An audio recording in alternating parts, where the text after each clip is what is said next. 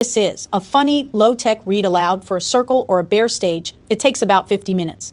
You need chairs in a circle and one script per person.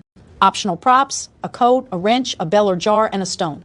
No one needs to stand, memorize, make eye contact, or act. Reading it flat is funny. Choose parts if you want, or begin with the chorus and let the parts find people. Passing is allowed. Any part can be passed at any time for any reason or no reason. The next person simply picks up the line and the play goes on. Nobody is assigned a part. Nobody reads a part about themselves. Rotate roles between scenes if that makes the room easier. The chorus is everyone not on a name part. Chorus lines can be read all together, round robin, in small groups, or by one person in a small circle. The rose has no spoken lines. The person holding her only makes a paper rustle, a sharp tap, or an offended tick. That is a full part, especially for someone who would rather not read aloud. Every time the script says thud, the whole room makes one sound together, one palm on a knee, chair, or table. Then leave one beat of silence. Do not perform the silence, just let it be there. There is no sharing round afterward, no going around the circle to say what it brought up, and no required debrief. If somebody wants to talk, they will. The play is the container. Short version, about 25 minutes. Read the prologue, scenes 4, 5, and 7, then the 6th second. Cast.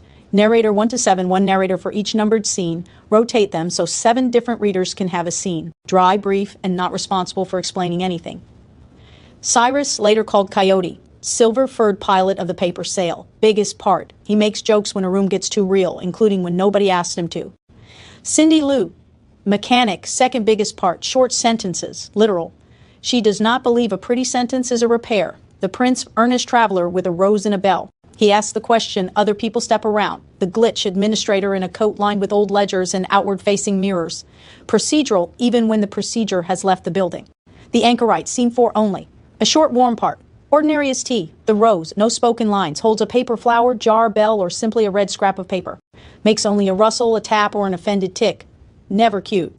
The chorus, everyone else, port announcements, harbor attendant, the voices in the glitch's coat, Oz, and whatever institution has wandered into the room.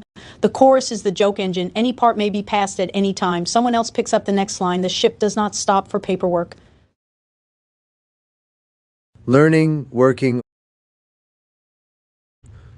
Prologue, the wake ordinance. Chairs are already in a circle, or 5 chairs sit on a bare stage. The chorus is dispersed through the room, not politely distant.